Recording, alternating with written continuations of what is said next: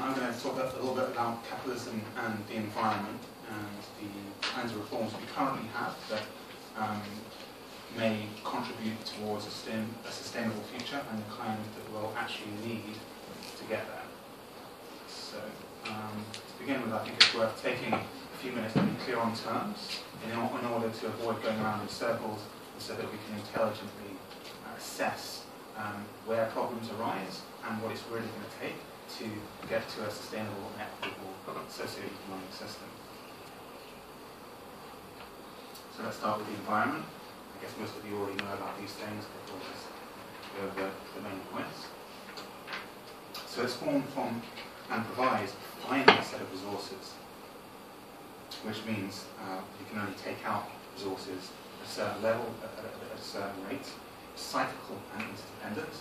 So consider something like the water cycle, where water is evaporating from the sea, forms rain clouds, which provide hydration for fields and wildlife, and then the water cycles back out to the sea eventually. So if what we're doing with climate change is affecting the formation of rain clouds, that's going to affect the amount of food we have and the health of ecosystems. And if we're putting stuff on the fields that's poisonous, then that's going to end up damaging the aquatic life, and it's going to end up raining back down on us. It's indispensable to human existence. Sometimes in our culture, which insulates us from the environment, it's easy to forget that, and we're not separate from it. So, capitalism. Capitalism, you have an ideology, a set of supporting stories, like the so-called rational self-interest of man, or the self-maximizing nature of humanity, not true, or the supposed non-aggression principle of markets, also not true. And then you've got the nuts and bolts, or the institutional foundation of what capitalism is, which is what's really important for purposes of this discussion and contrasting capitalism with the environment. And those nuts and bolts can be boiled down to the recognition of protection of private property by the state or equivalent authority, and the managing and distribution of resources through trade and markets. So the roots of capitalism can be, or the sprouting of the seeds, if you will, can be traced back to the agricultural revolution some 12,000 years ago, where for the first time humanity had the ability to accumulate wealth. And from that ability, you have the differentiation of social classes, and from that, an emergence of a certain threat-focused, authoritarian mindset, where you have privilege to protect. And if you're on top, and an incentive to try and claw your way up, and look after your needs if you're on the bottom, overcoming a more prevalent collaborative egalitarian mindset that would have existed through the nomadic hunter-gatherer period.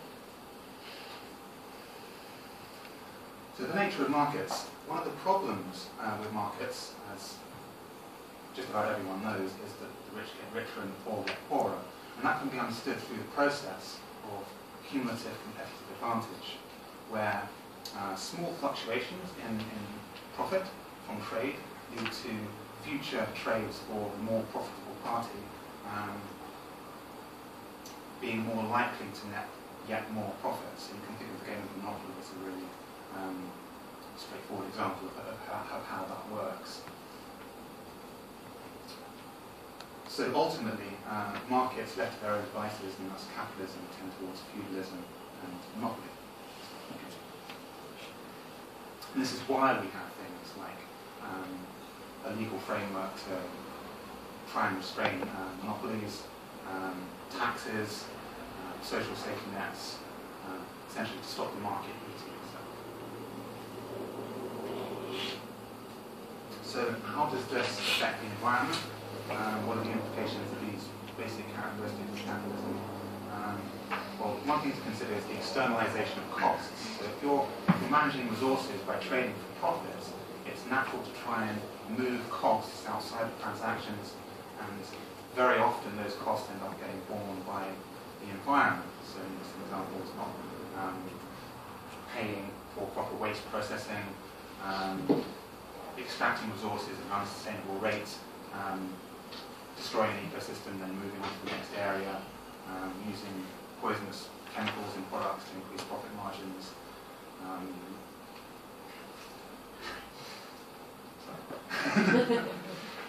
And lobbying for more investment in the oil industry despite catastrophic effects for climate change.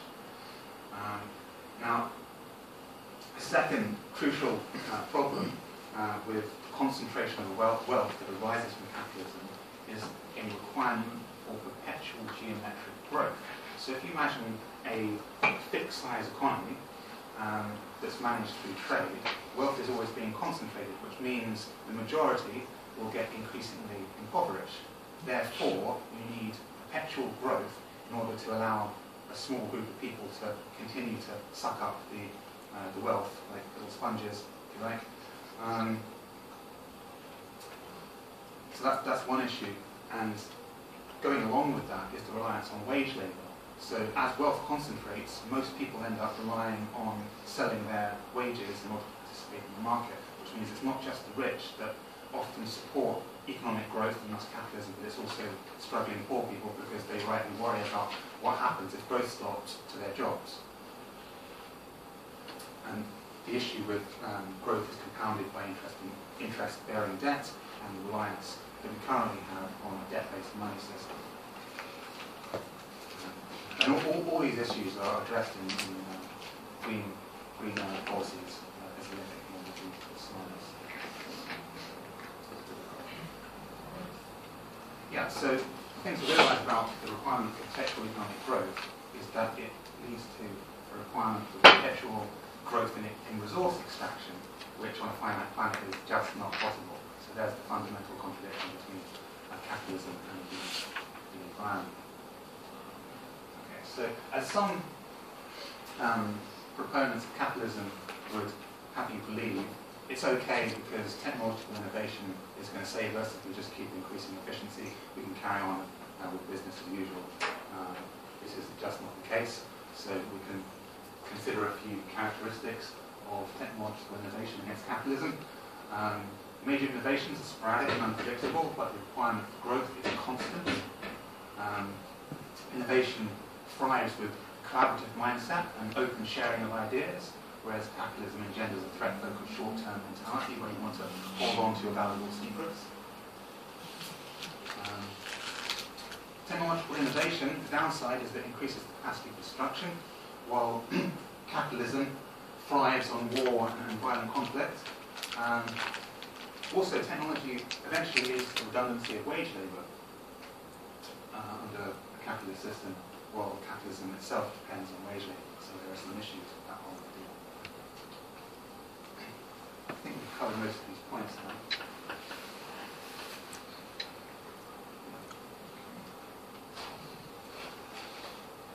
So here's some charts just to show you how the exponential requirement for exponential growth and resource usage is actually a reality rather than just a theory.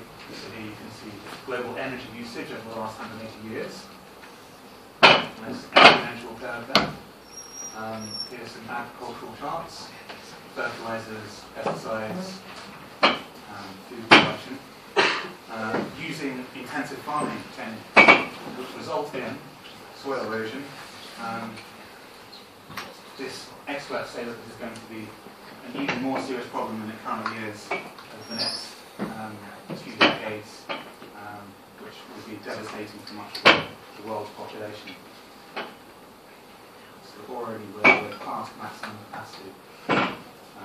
Precious metals, same for base metals as well, exponential growth, water, and here's economic growth itself, GDP, over a similar period. Here's Agent Smith having a moment of clarity. If you remember the scene where he accuses humanity of being the virus, that it is. So I'll talk a little bit now about the kind of reforms we currently have, and whether they're fit for purpose in transitioning to a sustainable and equitable future. So this can be divided up into tax policy, welfare or social safety nets, and a legal framework which tries to limit the extent to which capital controls governance and ability to participate in the economy. So, are these reforms reformable? Well, going by the charts that you can see, obviously they're inadequate. We're continuing to burn up resources at an unsustainable rate. It's just not working, not to mention the rising inequality and all the social problems that creates. So let's just go over those areas briefly and look at what it might take to make them effective. So our current tax system is based largely on income, taxing income, and there are issues with that because it's easy to avoid or hide income. So what we need to do is transition to more of a wealth-based tax system. And along those lines, the Greens have a policy of introducing a land value tax, as well as evaluating, to replace the ineffectual council tax that we currently have, as well as evaluating more broad wealth taxes. Besides that, they will address directly the kinds of consumption and production that are most harmful to the environment with a series of eco-taxes. Now, this will obviously affect economic growth, which will have a depressing effect on the job market. However, in the short to medium term, this can be offset by creating green jobs necessary for sustainable transition and promoting green industry. In the medium to long term, we simply have to rely less on wage labour. Which brings us on to welfare and the citizens' income. So the current system has lots of problems, I'm sure you're mainly aware of. Whereas citizens' income, which is an unconditional payment for everyone, it's also referred to as an unconditional basic income, addresses many of those problems. And specifically, it reduces the pressure for wage labour. So if you have a source of income that is supporting basic needs, then there is less pressure for you to have work, and therefore less pressure from the majority of the population for economic growth.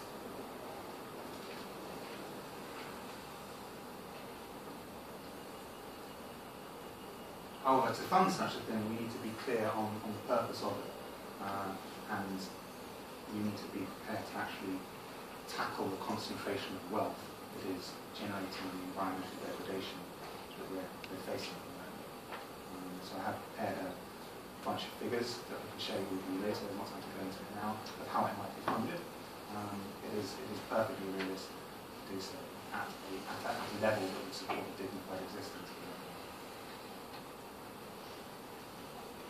So to speak briefly about the legal framework and governance, there's a vicious cycle between government and concentrated political power and concentrated economic power, where, if you've heard the term state capture, basically concentrated wealth is controlling the decision-making of the government, which is making it hard to implement progressive social policies. So the Greens propose, in fact, that they're very big on increasing transparency, devolution of decision-making, creating a more participatory quality to our democracy, which will give us more actual democracy as opposed to the token representative democracy that we currently have, along with genuine power recall and the progressive, politically and socially progressive constitution.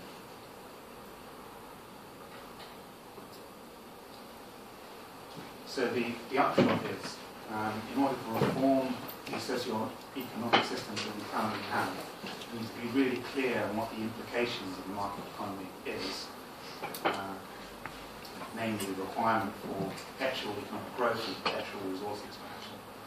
So we need to be really serious and prepared to suffer a little bit of inconvenience in order to implement the kind of reforms that we need for a sustainable future, which will lead to a more prosperous, egalitarian, socio-economic system for everyone once the transition is made. So, some people listen to these arguments and think, well, those are some nice ideas, but we just don't have time. Let's get the pitchforks out, let's have a violent revolution. However, that's just going to make things worse, essentially. It puts people in a state of mind where they're simply less able to collaborate, and a threat-focused mindset. How am I going to get my food? How am I going to navigate the burning streets at night?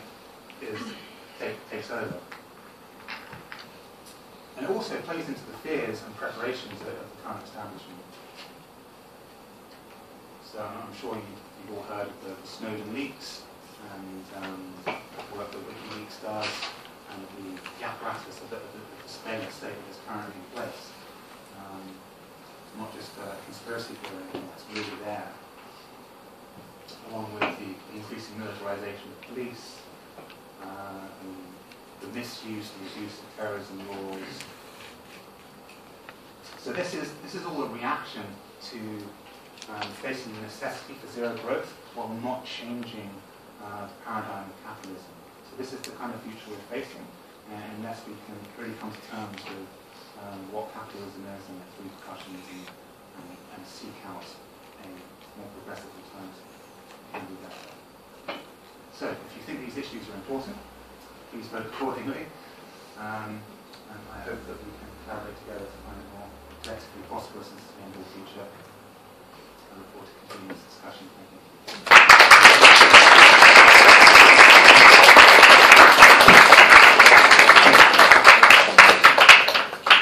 Okay, as next speaker, we have Mike Davies from the Alliance for Green Socialism. Mike, I leave the floor to you. Sure. Hi, my name is Mike Davis. Can I say, if you want to break in when I'm saying something, please do. I don't really have a feel for how much people are into Marxist theory, climate change, or anything else. It's just 50 people that don't know anything about it. So I may make assumptions. Feel free to challenge them. The Alliance for Green Socialism is rather different from the Green Party. And we believe in socialism and protection of the environment. And we think that those two things are completely intertwined. I think Joe gave us quite a good flavour of the Green Party approach and Green Party policies. I'm not here primarily to give you a flavour of the AGS approach or policies, although I'm happy to take questions on that. As an organisation, the Alliance for Green Socialism campaigns on issues, local, national, international, and it sends in elections. Not because we think we're going to form the next government, Beatrice is going to form the next government, but because we think you're not serious politically unless you do engage in that process. In this country, at least, it's a crap process, but you still have to engage in it, and you still have to use it to get ideas out and about. AGS priorities for this year are TTIP. Anyone know what TTIP is? Yeah. Good. Stopping it, not climate change and the National Health Service. And I think those priorities reflect the way we regard the environment and socialism as very much intertwined. Now, I put out various stuff on seats, but of course the bad people who came later and sitting at the back won't have so much of it. There are also some magazines there that you're happy to take. They're back issues, they are quarterly magazines, so feel free to pick them up. They're masterpieces of literature. Well, more or less. Let me say something about the planet, because Joe talked about it. The planet is okay, really. whatever we do, unless we're very, very, very unlucky, is not going to destroy the planet. It's quite resilient. Might take it back to bacteria clustered around hot vents under the sea, but it would recover. What is in trouble is human society, and I would say that human society is on the brink of collapse. Let me just clarify something. We call ourselves green socialists. We're interested in the environment. We're not really save the whale. What I mean is, I'd like to save the whale. I'd like to prevent cheetahs becoming extinct, etc. But that's not the wellspring of my political involvement. My political involvement is a realisation that people depend on the environment, and that if we don't look after the environment, we are screwed. People like to look after the whales as well, but that's not the key thing. We live on a very finite planet, and that was key to what Joe said, and it will be key to what I say. Let me say a little about climate change. As I said, I don't know if half the people here are climate change sceptics, or everyone's completely convinced. I'm completely convinced, and certainly the science on climate change is unassailable.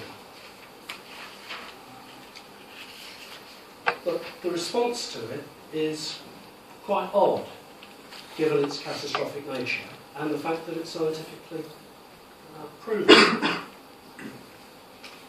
There's stuff in the news about subsidies to things like wind farms. But actually, globally, there is far more subsidy of fossil fuels and of nuclear energy than of renewable energy. It's simply nothing like a balanced playing field. And the consequences of climate change will be, if we don't do something about it, the end of anything faintly resembling the human society that we're used to. The target, the international target for stopping global warming is no more than 2 degrees centigrade. Sorry, Celsius, that's the correct term. We could be facing drought, floods, storms, refugees on a massive scale, armed conflicts, all as a consequence of climate change. And that's 5 I've had, isn't it?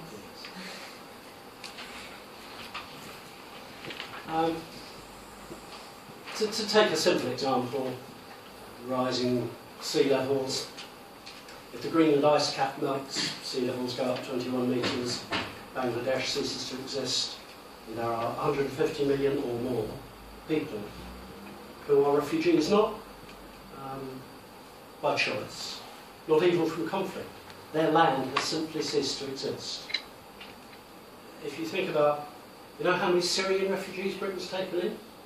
We're really good, Joe. We've taken in 50. Apart from the hypocrisy, compare that to 150 million in Bangladesh. And of course Bangladesh is only one country among many. The difficulty is that 2 degrees is itself a scenario where the scientific predictions are all of the things that I mentioned. Floods, droughts, severe weather. That will be success. And of course, we're not going to succeed. There's not a hope in hell on the present set of policies that we're going to have any impact on climate change at all. Another comment on that is that we're reaching a tipping point, clearly.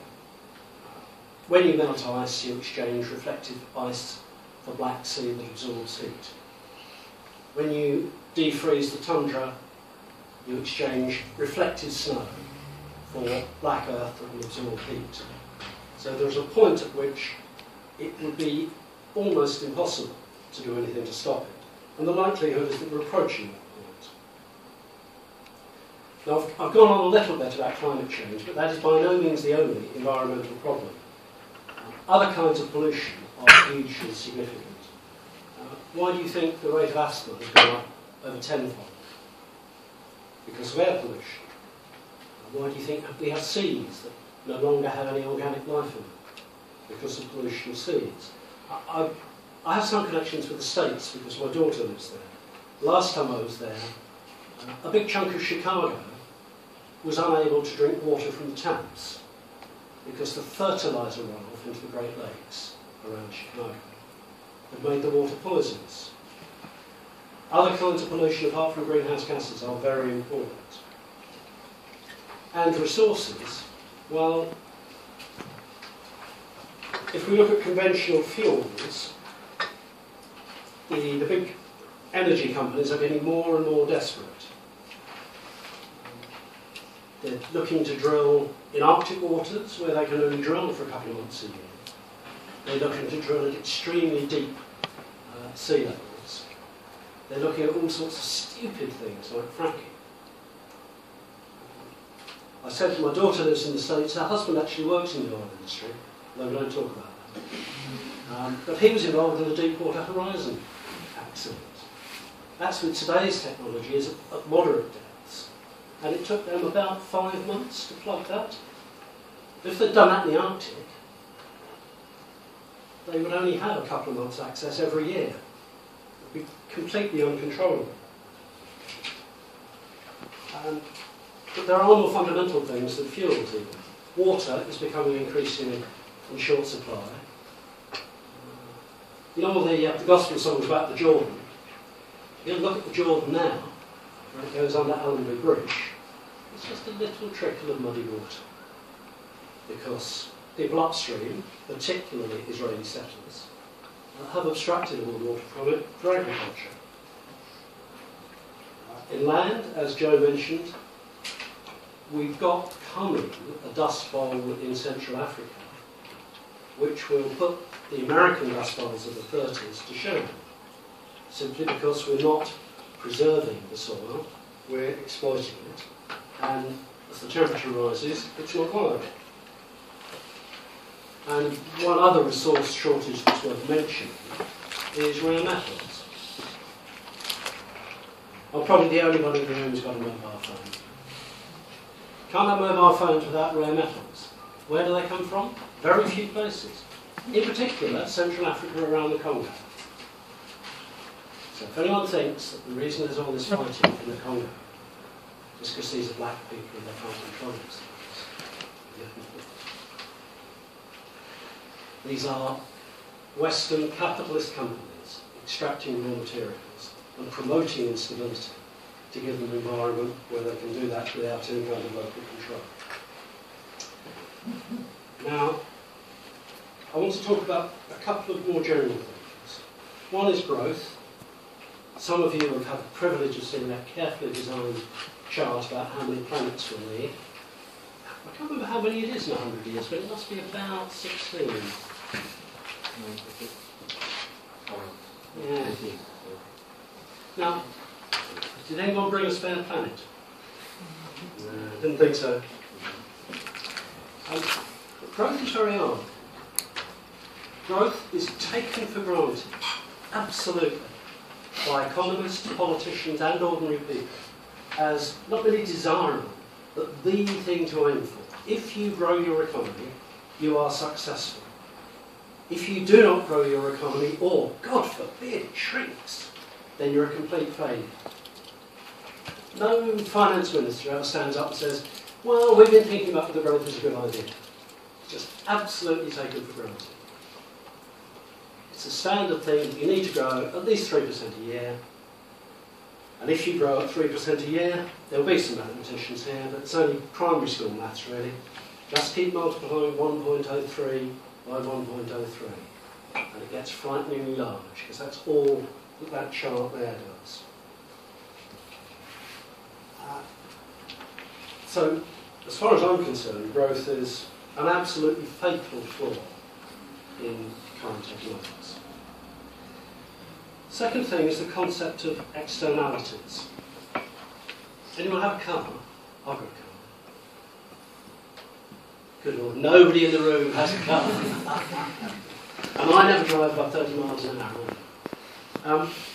When you drive a car, you think about the fuel you're using. What don't you think about? You don't think about the air you're using. Air is free, isn't it? You know, you breathe it, you burn it in your car. It's not a commodity. Right? The thing is, that's an externality, in this case an input, that somebody driving a car or a capitalist driving a factory doesn't have to think about. They just assume it will be there. There's a whole range of stuff like that, particularly in terms of outputs of waste. London used to dump all of its domestic and industrial waste in the North Sea, 50 barges a day. Because the sea's big, you just dump it in, it's all right, you know, it's free, just do it. That's an externality. You don't pay to dump it in the North Sea, you just do it. And that's true of a lot of things. If you cut wood from the forest, you might have to pay the woodcutter, you might have to buy the land.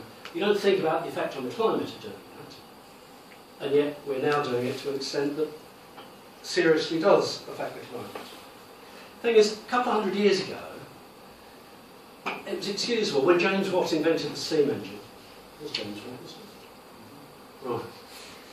He didn't think, oh, well, you know, this is going to lead to lots of coal extraction, lots of pollution, and eventually global warming. He just thought, I've invented the steam engine, I'm a genius. Because they didn't know. They weren't powerful enough to have a huge impact on the environment as a whole. But we are now. We are quite capable of destroying the environment, and we're doing it. We're going hell for leather to do it, in fact. Partly, perhaps, it reflects a biblical. The Judeo-Christian tradition is that man, humans, dominate animals and plants. There are a few quotes like that in the Bible. We have to learn that that's not true. The environment is damageable by us, and that's what we're doing at the moment. We're damaging it. And it's inexcusable to do it now because we know what we're doing. We know we can kill seas. We know we can cause global warming that will destroy us. And yet, we keep on doing it. Now, capitalism, I won't attempt to define capitalism because, sorry, I've forgotten your name. Adam. I'm sure Adam will do that quite well. I don't think Joe has quite grasped it, but that's all right. I'm not going to address the many evils of capitalism. Inequality, exploitation of workers and consumers, violence, injustice, because I'm sure you either know about them or we'll cover them in other sessions of this group. But the relationship between capitalism and the environment is pretty disastrous. Firstly, capitalism obviously maximises externalities. It maximises the extent that it uses things that are free and chucks its waste out, destroying things that are not theirs. A fracking company, iGas, at Barton Moss near Manchester, their first round of fracking, the poisons that they pumped down and pumped some back up, they simply dumped in the Manchester Ship Canal. Why not? It's free, isn't it?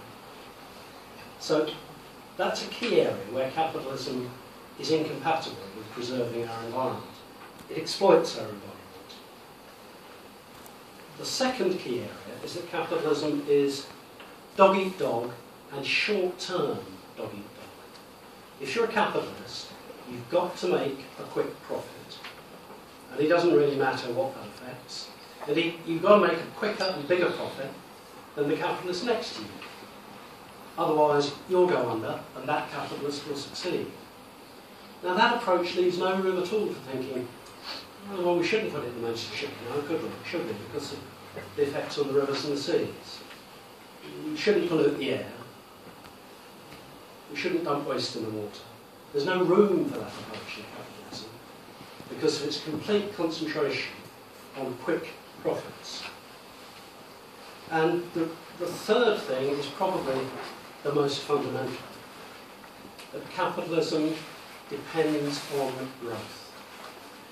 absolutely built into the guts of capitalism that there is continual growth.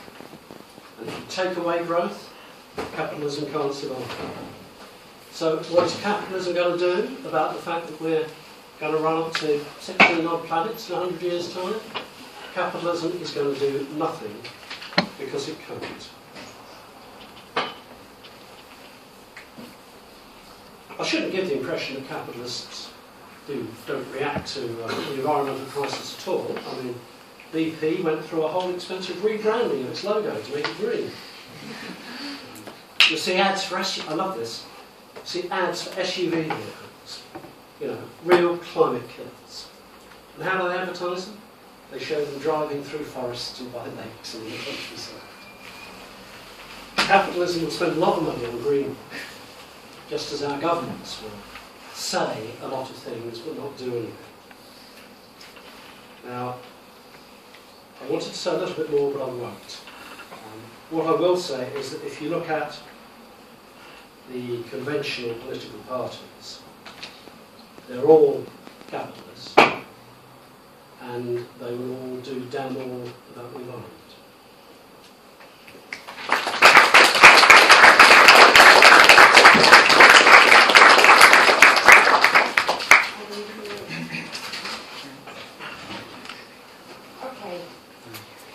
Thank you, Mike. Our next speaker is Adam Booth from the International Marxist Tendency.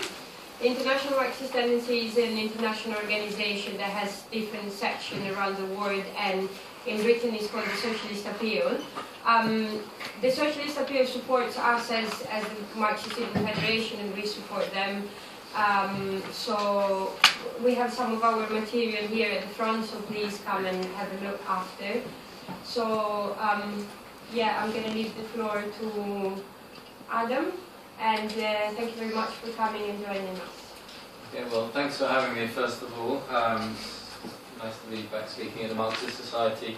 Yeah, not only do I help edit the Socialist Appeal newspaper now, but in a former life, I was an environmental engineer and doing research, PhD in that field. So I think that's why I've been invited tonight, as well as giving a Marxist perspective on the question. Now, I think it's important, as the other speakers have said, that we're discussing this question today, because obviously a lot of the time in the Marxist society, people have this image that, you know, all you ever do, or people might think anyway, that Marxists, all we ever do is talk about the economy and economic crisis and, you know, revolutionary struggles and things like that. And I think it is important for us to discuss wider issues, bigger issues. Obviously, the issue of the future of humanity as a whole when it comes to the environmental question. But also, I think we can actually, as Marxists, apply Marxist analysis to the world around us to analyse questions like the environment.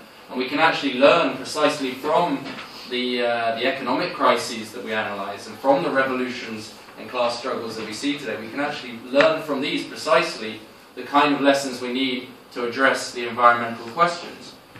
Now, the first thing I would say is that we can really, I think, all agree that capitalism thus far has been completely unable to solve any of the environmental questions that have come up in society. Obviously, it's responsible in the first place for generating huge amounts of pollution, as previous speakers have talked about, externalities and so forth.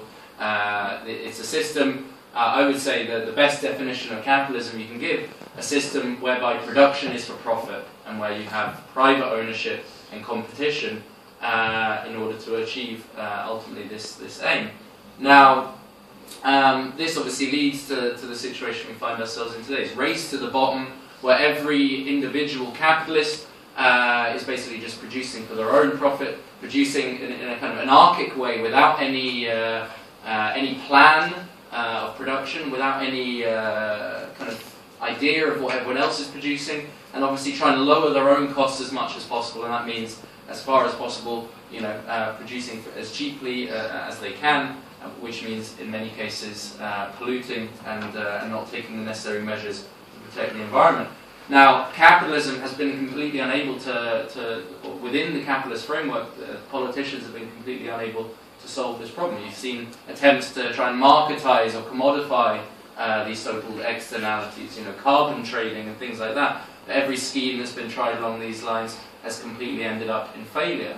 The biggest example, the European Union's emissions trading scheme, completely collapsed after, on the one hand, they produced far too many credits because big business lobbied the politicians to just basically print as many credits as they could, therefore completely demeaning the value of the price of each individual one.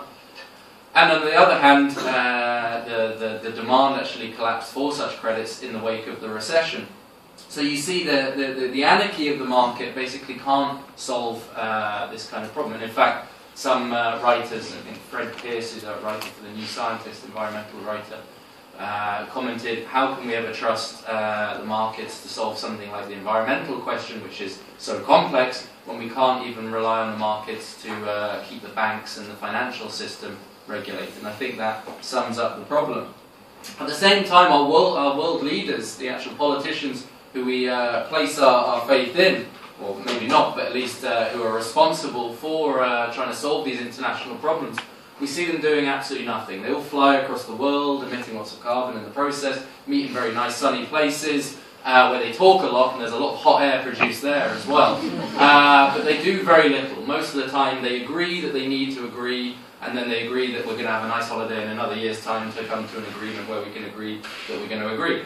And the only thing that happens is they never quite agree on what actually is going to be done. They're all basically trying to protect the profits of their own individual capitalists, trying to reduce any regulation within their own country, and basically export the crisis elsewhere. And in Britain we talk about how brilliant it is that we've actually reduced our emissions since the 1990s levels. The point being, actually, that was mainly because Thatcher took on the coal industry, abolished the coal industry, and destroyed millions of jobs and whole communities in the process. And then we got rid of these emissions by doing what? Well, building factories in China that then produce the exact same commodities and actually emit far more. So we've just exported the problem. We've exported it elsewhere. And this is always the case under capitalism.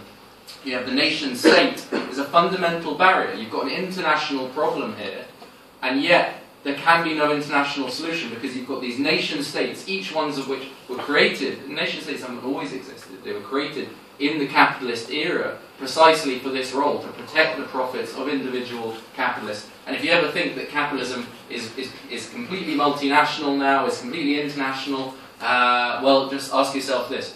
Who ran to whom when the crisis came about? Well, you had Peugeot running to the French government, you had Opel running to the German government, you had Fiat running to the Italian government, and Chrysler being bailed out by the American government. So I think they understand there that they have a nation that protects them, a government that protects them, and that whilst these companies are international in who they sell to, they very much are protected by individual nations.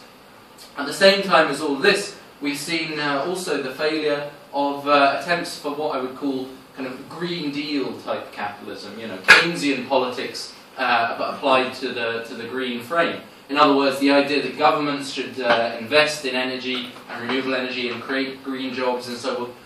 I mean, frankly, it's just not happening, basically. At the moment, there are no green jobs being created, there's no investment in renewable energy, and it fundamentally comes down to the failure of all this kind of Keynesian-style politics, which is the fact that the government doesn't have any money of its own. It can only spend what it raises in from taxes. And, where is the money going to come from today? Who pays? That's really the fundamental question in all of this debate. Who pays for these sorts of measures? The governments at the moment are in fact not able to spend more. They're in fact having to already cut back. The market's already saying you're up to your eyeballs in debt, no more spending for you, cut, cut, cut, cut, cut. So we see the failure of Keynesianism on all kind of levels, and particularly in this relation to the Green Deal. Now, so far I've painted quite a pessimistic picture, but I'd like to paint a slightly optimistic one, and quote actually a line from Marx, who said famously in one of his writings, I think it was the preface to the critique of contribution to political economy, something along those lines, he said, mankind inevitably sets itself only such tasks as it is able to solve, since closer examination will always show that the problem itself arises only when the material conditions for its solution are already present, or at least in the course of its formation. In other words, we only ever perceive of a problem existing when we already have the material means, the technology, the wealth and so forth in society to actually solve these problems. On the one hand, it's capitalism that's created the questions of climate change and environmental crises. But on the other hand, within capitalism, the technologies and the wealth needed to actually solve these very problems have already been generated. The money to actually solve these problems, despite what I just said about the governments having no money, the money on a global scale clearly does exist. We've all heard the figures of inequality, the Oxfam and so forth have produced. The money is there, it's just concentrated in a tiny proportion of hands. Something like 85 billionaires now control about half the world's wealth, and in fact the 1% globally controls more than the rest of the 99% put together. And the other speakers have already mentioned the huge subsidies we already give. Something like 600 billion, I've got the figures here, 600 billion was spent by energy companies looking for fossil fuels. 600 billion more was spent by governments subsidising the search for fossil fuels. So in other words, there's 1.2 trillion there, not to mention obviously all the amounts we spent not building solar panels in the deserts, but no, building weapons so that we could go to war over the oil that sits underneath those very same deserts. In other words, there's huge amounts of money there. Obviously, it's concentrated in tiny few hands and is not used to solve these problems. I can also say, as someone with an environmental engineering background, the technology exists also. It's not a scientific problem. Don't ever let anyone tell you that it is. The technology definitely exists, but again, we see the barrier of private ownership, the fact that you have intellectual property rights, which means that rather than using the technologies we have and sharing and combining all the world's scientists to solve these problems, instead we split up the best minds, put them in different laboratories, get them to compete against each other, and if anyone ever infringes on anyone else's IPR, well, you get sued, and the only people who benefit from all that are the lawyers who make billions in court cases. At the same time, there is no one silver bullet of technology. There's a range of technologies that we need to use and integrate them together. We could have electric cars that are integrated with renewable energy supplies so that you can level out the supply and demand of renewable energy. That's one of the big problems with renewable energy. When the sun shines isn't necessarily when you're using the most energy and vice versa. But obviously that you integrate different technologies as part of a common plan of production, then you can actually solve these problems. But again, the anarchy of the market, the private ownership of all these different companies, how can you get these different people who are fundamentally in competition with one another to integrate and work under a common plan? So what I'm trying to say is that the means to solve these problems very much exist. We actually have the resources on a world scale to feed the population we have actually many times over. Again, the question isn't actually one of not enough to go around, but too much. Marx says this in the Communist Manifesto. It's a question of overproduction.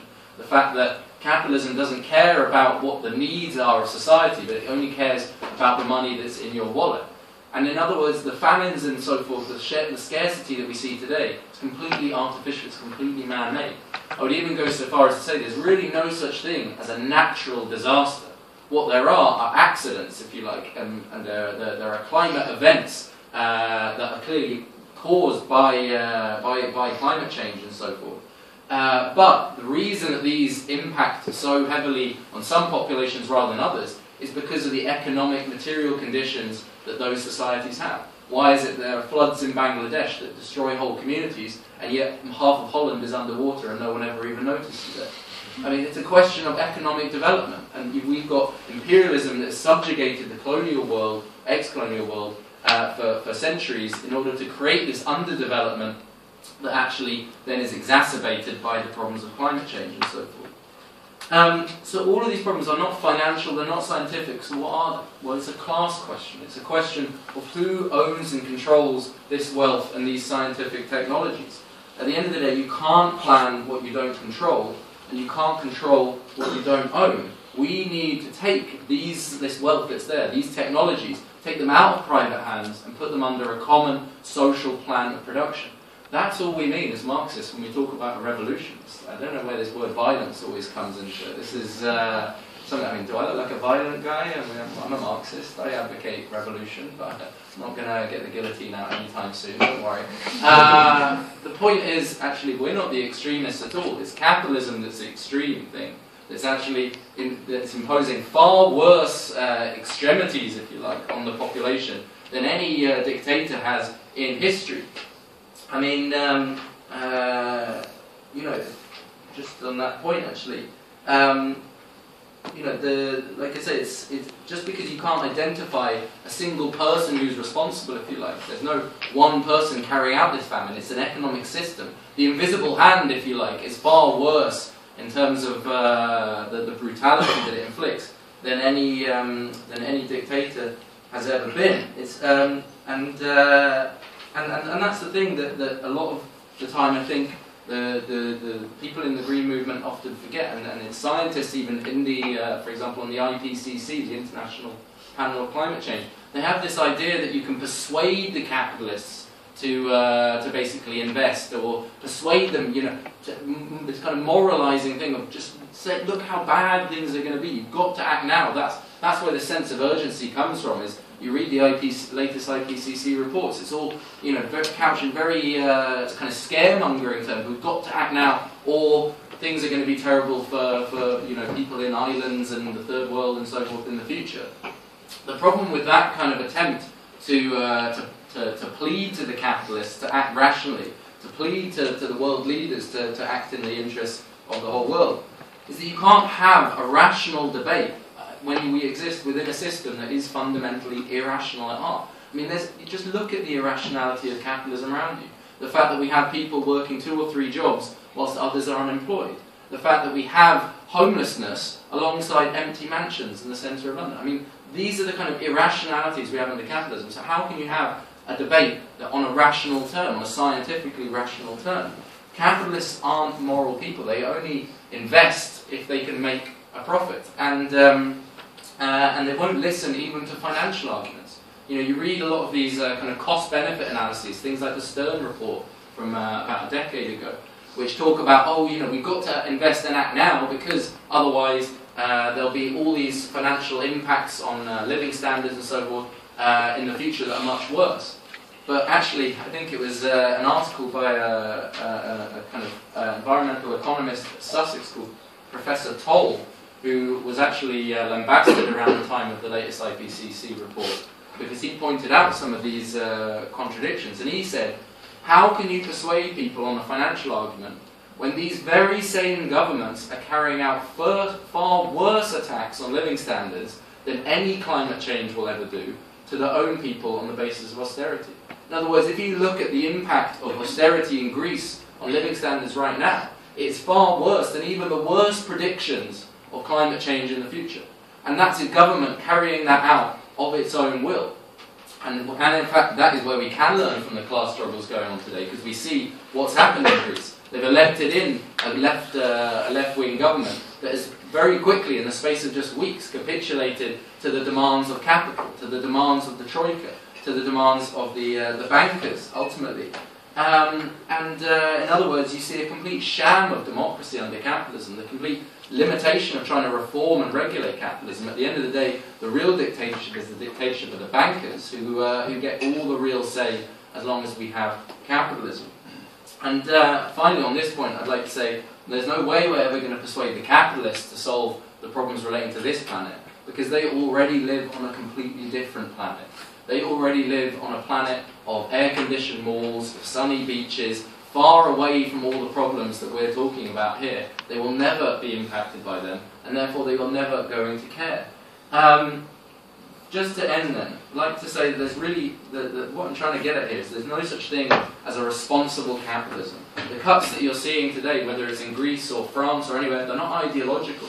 In fact, the fact that they're being made by every government, no matter what colour, and even by those like the Tsipras-Syriza government who come in promising not to make cuts, promising to reverse, the fact that they've now capitulated and have said they will carry out all these same privatisations shows it's not an ideological question.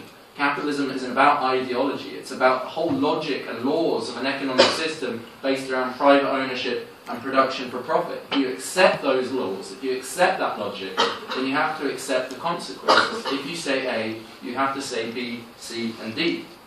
And in this respect, I'd say that's the limitations, really, of the Greens programme. I think it's great that there are many people joining the Green Party, that it's now, I think, the third biggest British-wide party in terms of membership. I think that's excellent, because it shows people are looking for something to the left. It's on the basis of anti-austerity, on the basis of taxing the rich, you know, on left-wing demands. I think that's excellent. It reflects the fact that despite all the media hue and cry about UKIP, the real movement in society is young, radicalised people and in general people moving to the left looking for an alternative. So I think it's good.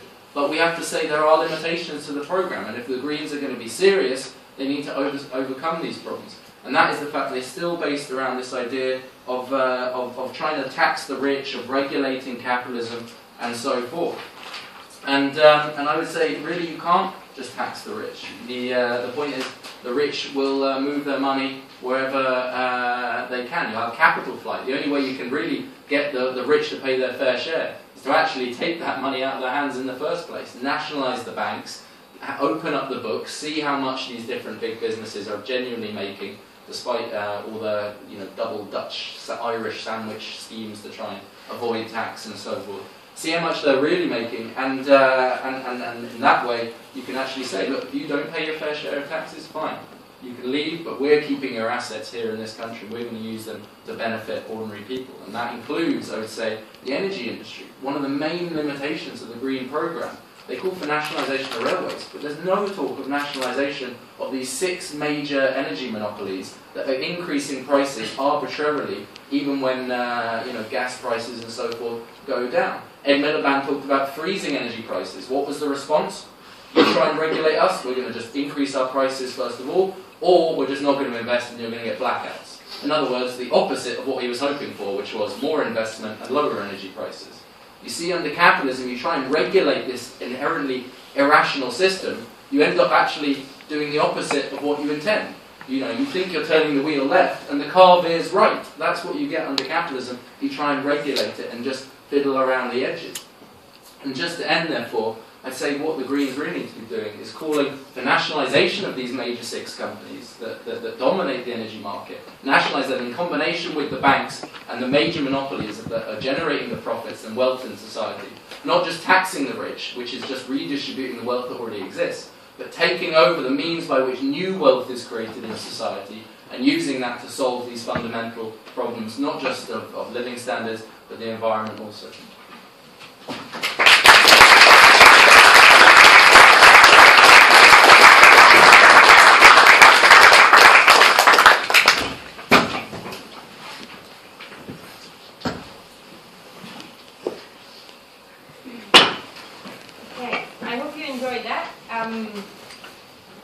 We open now a session of question and answer. I was thinking about taking, 2 or 3 questions and then giving time to the speaker to answer, or what do you think? Are you happy with that? Are you happy with that? People want to answer each other as well. Yeah, I mean, if you want to respond as well to other questions, Debbie. Yep. My question is actually for Mike. And it's about energy supply, especially for the fracking procedure, which seems to be growing faster and faster in a global scale, especially in the US and Canada. And that's how they get their independence from the Middle East and Russia, etc. Last semester, I did a project, like a really basics one, that I was supposed to be either in favor or against fracking. And doing my research, I realized that there is no clean type of energy that can supply the global demand for energy. And oil right now is the only possibility. So for that, I tried to come up with a few possible solutions.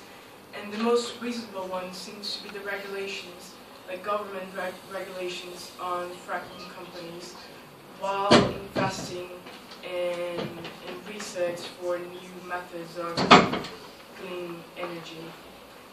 What I'm saying is that I don't actually believe, like Adam said, in good capitalism, but I think that in terms of energy demand, the only thing that we can actually do about it, because of the scale of everything, is actually allow fracking and allow its technologies, but imposing regulations. Like I said, like the water they get back from fracking, they're actually dumped in the sea.